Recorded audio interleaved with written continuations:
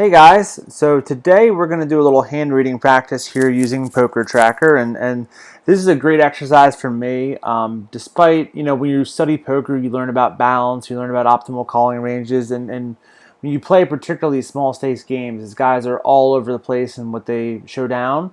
So, when you fold or an opponent folds on the flop or the turn, though, you learn something, but when you actually see the hand show down, that's when you learn the most about your opponent. So it's important to go back and review hands to see, can you pick up on player pool tendencies or villain tendencies, and see if you can improve your ranging and hand reading of these players. I will tell you to do this. I go into PokerTracker 4. If you go to Actions and Opportunities, you can go to, You go to River, and you can hit Saw Showdown. Turn that on. That'll give you some of the hands that you have showed down. This will allow you to see the opponent's cards, and this will allow you to do some hand reading practice. I went back about 2 months and found a day that I had, a small losing session. I wanted to try to improve some of my hand reading based off that. I have taken 5 hands from that day. I have not reviewed these ahead of time. We're going to review some of our play, but the primary goal here is going to be to see if we can figure out, take a better guess of what the opponent has. So, first hand here, we're sitting there with queens. We are in the big blind.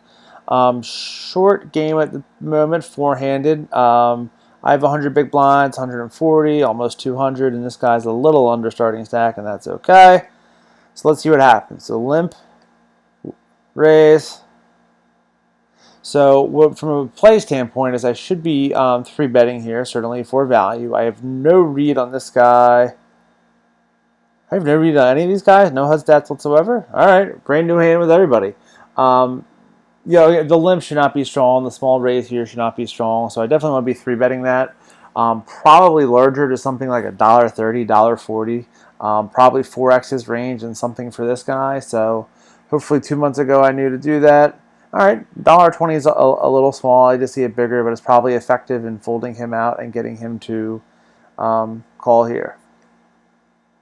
So he calls. So just start thinking and visualizing. We have queen, queen. It's good to use Poker Cruncher or some ranging or equity tool for some of these. So think of what he's going to call a 3-bet with, not knowing anything about him. So he is deep. A lot of guys will call 3-bets with any pair, hoping to set mine. He's probably 3-betting aces, kings, probably queens. A lot of guys will call 3-bets with some hands like this. So we're just kind of guessing here. He's probably calling 7% of hands. It's probably a reasonable range. Now, if you had more HUD stats than the guy, you could make that tighter or wider depending on his 3-bet range. But I'm not making these things up. These are the actual hands I pulled out of a database, so we're going with what we got. So against a good player, he's probably calling a 3-bet with something like this. I don't know how good this guy is. We'll find out here in a second. So, all right. I'll note one thing is I did pick intentionally 5 losing hands. I think for that particular day, I picked the 5 hands I lost the most big blinds on. You don't have to do it that way. Reviewing a whole day and just the good and the bad is often a good way to try to do it. But I figured that was a decent opportunity to look at some places I could improve. So board like this, 6, 9, 10, heart draw. Certainly something I want to be c-betting with an overpair on a draw-heavy board. We did not put 7, 8 in his range. I mean, 7, 8 is a straight, but it's hard to think he's calling a 3-bet with that. We certainly didn't put it on the assumption we have. So, all right. So, normal play, I'd c-bet this for probably about $1. $1.20, probably a little larger. I don't mind going a little bigger just because I want to get rid of some of the draws or at least charge them. So, I'm okay with that. All right, and the opponent jams. So, yeah, I'm finding out these real time myself. So what would he jam? So we did not put 7, 8 in his range. He would jam pockets. Look at his range over here. So he would jam pocket 10s. He would jam 9s. He would jam 6s. Not having any read on the opponent is it ever a bluff. So you're not going to get quite the price they show up here because your stack is smaller than his. So you're going to get 7 plus 7 is 14. Plus the call, which is about 18, plus that. So you're jamming roughly 750 into 20, so you got to be right, 30, 35% of the time. I think this is a no-brainer. I am concerned that we are against a set here, but against an unknown player, I don't think you have a choice. So remember, this exercise here is to try to narrow down what the opponent does with hands like this. So I'm going to guess I have to call based on the pot odds and the overpair. I would guess that he either has... I have the queen of hearts, so he can't have queen jack of hearts. I'll guess that he has one of the sets here and is jamming it. So let's see. Oh. Alright, an oddly played pocket aces. So when we figured out his pre-flop range, we would assume that he has some 4-bet range. A lot of these guys is just aces, kings, and some ace king, and you know, all flat aces myself sometimes too. Because if you see the 3-bet from a relatively tight player, you'll figure it's probably for value. So it's not a horrible play the way he did it. I think the flop jam was probably optimistic on his part. Because, you know, if I had ace king or something, though, I'm firing that flop and I am folding that. So fortunately, he caught one of the overpairs I can't have. So one thing I always do is come in when I see a hand like this, make a player note on it. So pre-flop, flatted, 3-bet in position, ace-ace, jammed over c-bet. So that's an important note that tells you in the future how this guy is going to play some of his hands, and hopefully gives you a little information here that you can use to exploit him or get some of his tendencies in the future. So, all right, next hand we're going to read. Queen 9's a little bit of a loose open for me though, but I don't mind it. The guy behind me here is tight. I played with him a bunch since now. He's going to call behind a bit. That's okay. But this, you know, for a 10 NL, this is not a loose table. You have guys that are popping off with 40, 50% VPIPs. So I certainly tighten up if I thought I was getting called behind with that, though. But that's reasonable. So call. And we go to a flop. So what is this guy's cutoff calling range against a hijack open? Probably something, you know, like this. He's a relatively tight player, so I'm actually not going to give him too many different hands. What is his 3-bet? So 5% 3-bet, so he's going to call with a lot of these smaller pairs to try to set mine. He's going to call with a lot of these suited aces, probably from 10 down.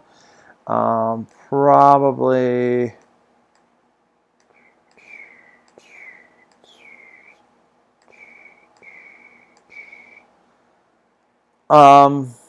I'm going to start with that as a range for him. I mean, he's got a VPIP of 19, so perhaps I'm a little tight on this. But he's not a super slop and loose player. We'll give him some of that. He doesn't 3-bet a lot. I'll give him that. So it's 14%. That's probably a reasonably good range. You can also click in here and see 3-bet range includes 10s and ace-jack off. So you don't know that he does that every time. 10s I had in there, which was good. Ace-jack off, so I'm going to take those out. Maybe those are hands that he doesn't call with. I actually probably flats with king-queen off too, so that gets you at 13%, probably reasonable for the range he's calling with there. You can also click into these things in position and see it cut off. He actually has a higher VPIP in cutoff. He's 23%. You can go pre-flop, call 2-bet, so he's only calling a raise here 11% of the time. So we're a little off. Our range might be a little wide, but these are best guesses, guys, and this is probably a pretty good range of what a guy like that flats with. So certainly a good board for us. So we didn't hit it. We have the 3rd nut flush draw, and a 10 gives you the straight. So in situations like this, though, when the guy is going to... He's kind of calling with a finite range, meaning if he's hit his set, you're probably going to hear about it. He does have the ace-high flush draws and some king-high flush draws, and you probably hear about that. He has pocket 8s, he has pocket 5s, he can hit those, he can hit some of the 2 pairs in the jack-8. Did we give him jack-8? Oh, we didn't give him jack-8. All right. So this is certainly a c-bet spot. I like to bet around a third of the pot, so maybe 25 or 30 cents is good here. I go 33. It's a little big. Optimal, you know, bet sizes on a board like this is probably between like 30 and 40%. So it's not huge, but could be a little smaller. All right, and now we get raised. What type of hand does a guy like this raising. So you can also click in and see some of his flop stats. Raise C-bet. He raised the C-bet 1 out of 11 times, 1 out of 9 times for 11%. So we have to assume he's doing this with reasonable value. Let's build this out real quick. So we doing 8, Jack. Oh, did that wrong. We're going to delete that. Oh no. So, all right, let's do it this way. 8. I'm getting all my suits wrong here. All right. Jack that up. So we're going to start over here because we're going to do it real quick for him. So we're going to do board is 8, Jack 5. Here we're going to give him a range of, if he's raising only with sets, 8s and 5s versus our Queen 9. How are we doing? So guys that don't raise a lot, like 1 of 11 times, probably is raising with a pretty strong value hand. We never like to adjust our ranges too much after the fact. You don't want to add hands to it, but let's just give him Jack 8. It's a hand he may call with. Yeah, it doesn't really help our equity. So we're about 36% equity with a gut shot and a third nut flush draw. And again, that's assuming he's jamming with 2 pair or I'm sorry, raising with 2 pair or better. Some guys will raise with, an ace jack in that situation and try to protect against draws. Some guys will raise with an ace high flush draw there, but most of those have enough showdown value they shouldn't. So if we're putting him in worst case scenarios that we're at 36% equity, we need 26% equity based on pot odds to call, so this is probably a good call. So we do call there. So now things have gotten interesting. So the board has paired. The problem with the board pairing is if he had the pocket 5s or something, though, he is now voted up.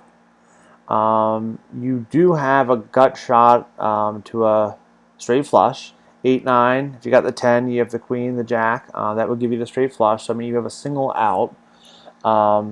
Going along the assumption, did I screw up? Oh, we're going to change the suits here. That's okay.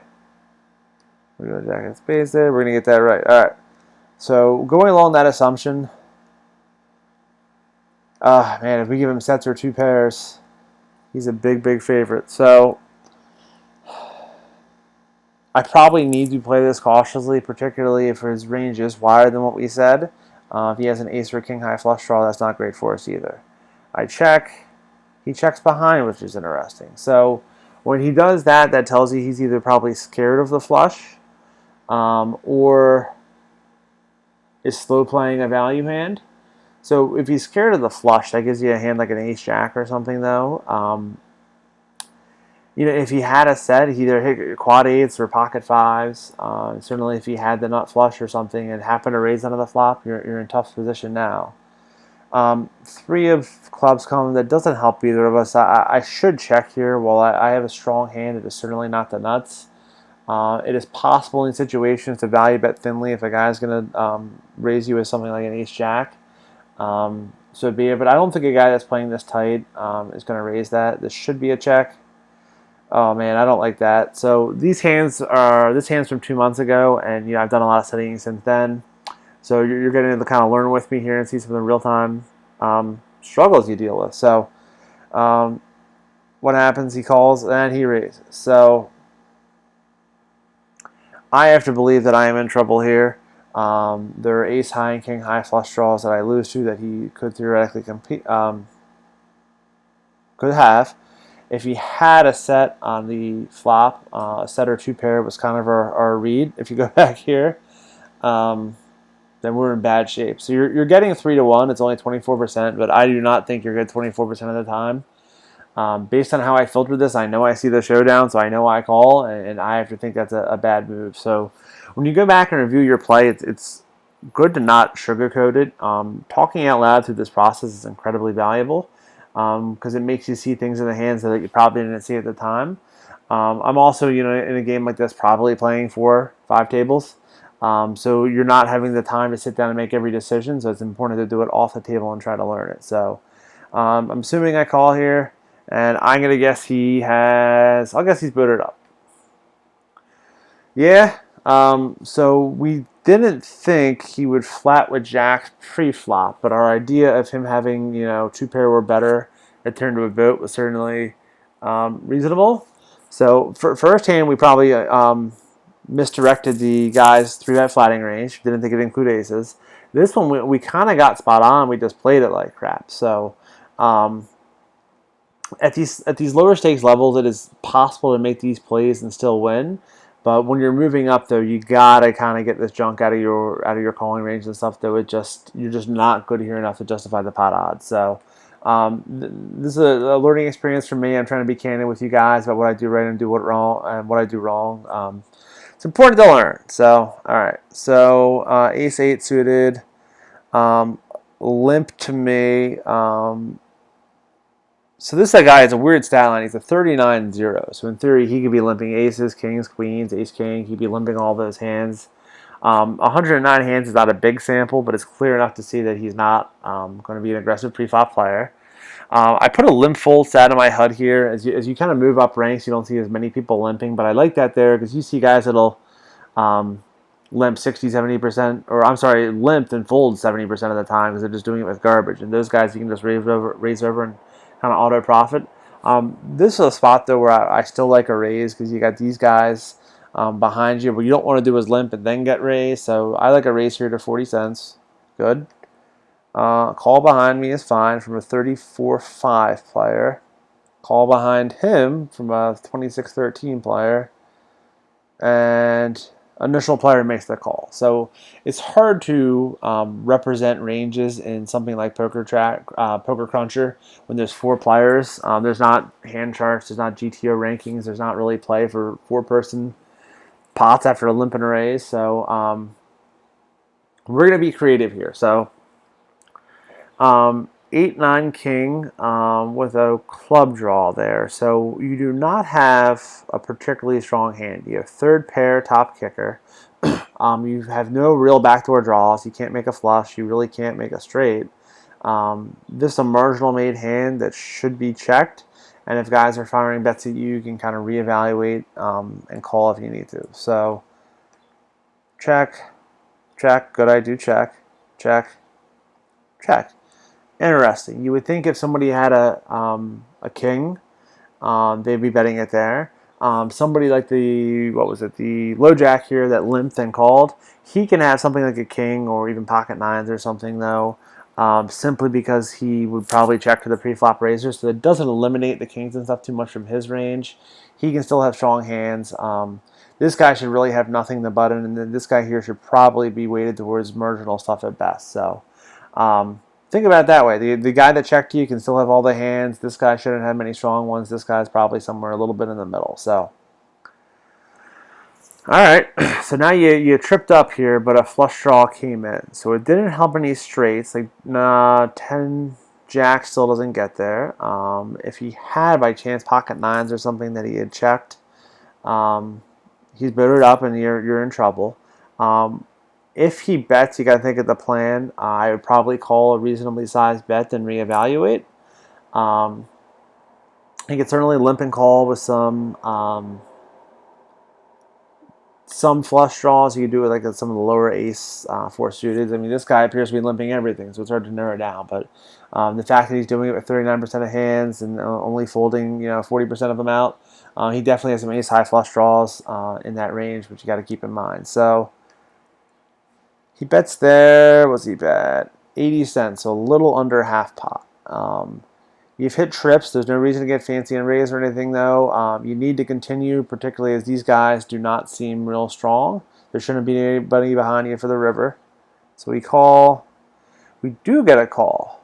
Interesting. So I wonder if these multi-way pots and low stakes complicate things because it's hard to get reads on 2 players. It's hard to get reads on 1 player, let alone 2 of them. So I got it, something like a jack with the ace of clubs still might call. You might have some ace high flush draws. The naked ace still call.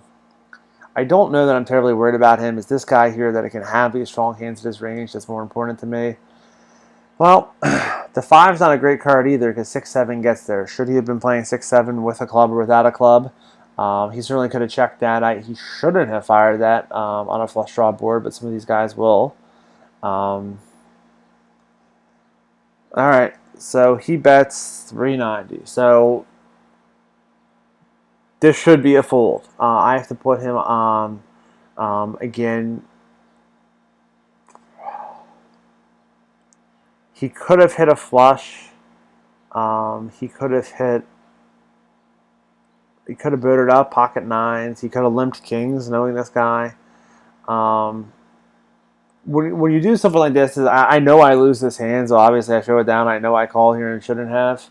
So it's important to look at hands like this, though. It's also nice to switch up the variety. Look at things where you don't know the outcome. You don't know whether you won or lost, kind of randomize it. It makes your brain work a little bit more. So I'm going to guess, based on the the 90% pot size, that was a terrible call by me, obviously. I'm guessing that he's hit either nines, eights, nines, or tens, and booted up. All right, so he had some flush draws in his range, so I overestimated his hand strength, but certainly I was pretty far off there. Yeah, so no, this is important to also realize when you see these guys making these bets and stuff, that you are usually not going to be good. These guys aren't going to bluff flush draw boards at the correct frequency to make anything other than a fold. So, again, guys, these are not all pretty hands. I'm trying to learn here, and I'm hoping I can share some info with you as well. King, queen in the big blind. All right, so this guy, you only have 5 hands on him. It's his first time he's open raised. A call. All right, so you have a raise from an unknown, a button call from a tight player. We see his button stats. Oop, roll tab, button stats. He's only calling a raise 9% of the time, so that's going to be tight. I probably should flat here against an unknown and a tight player. It's not a bad squeeze spot. If you think this guy is wide or this guy is wide, it's a good squeeze spot, particularly if you don't think this guy is going to 4-bet you frequently. I just think here with an unknown and a tight player, it should be a call, and it is a call. All right. Top pair, second kicker. Not a lot going on past that. You have the king, queen, jacks. I mean, you got 60% of a straight run there. Always in this situation, going to check to the pre-flop aggressor. He checks behind. So then you get kind of the float bet out of the button. So he certainly has pocket sevens in his range. He has 8-9 in his range for a gut shot. He has some queens. He might call behind a tight player with ace queen. He might have king queen. If you look here at some of his flops, some of his betting statistics and stuff, though, he's only betting a third of the time overall. He's never donks. I mean, he only had one opportunity. He's floated, meaning float is when I check, the pre-flop raiser checks, and he bets behind. So he's floated 50% of the time. So that's something to note. I mean, it's 2 opportunities, but you got to go with the information you have. At this point in time, though, I am not folding top pair second kicker. So I don't think there's anything else to do here but call. We get a limp call from this guy. So you don't know, you just don't have enough player history on him to make a good read. He'd be hiding a monster. He could be hiding something like a queen 10 as a decent draw because guys don't play those aggressively. All right.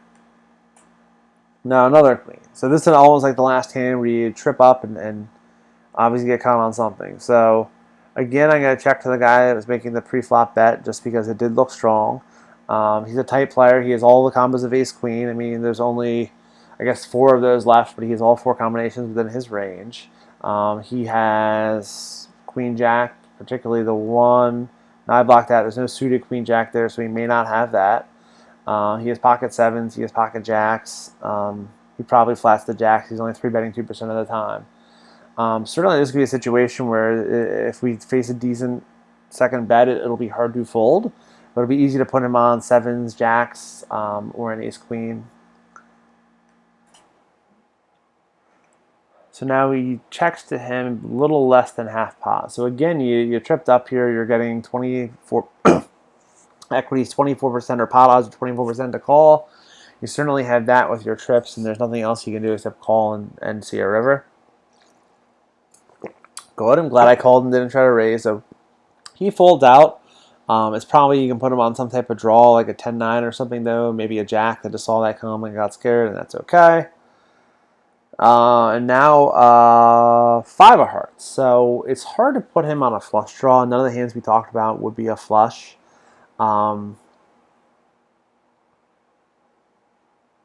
Yeah, it's one of the situations where you kind of have to call if he makes a reasonable size bet, trips is towards the top of your range, calling from the big blind. You really wouldn't call too many hands the way this turns out that would have a backdoor flush.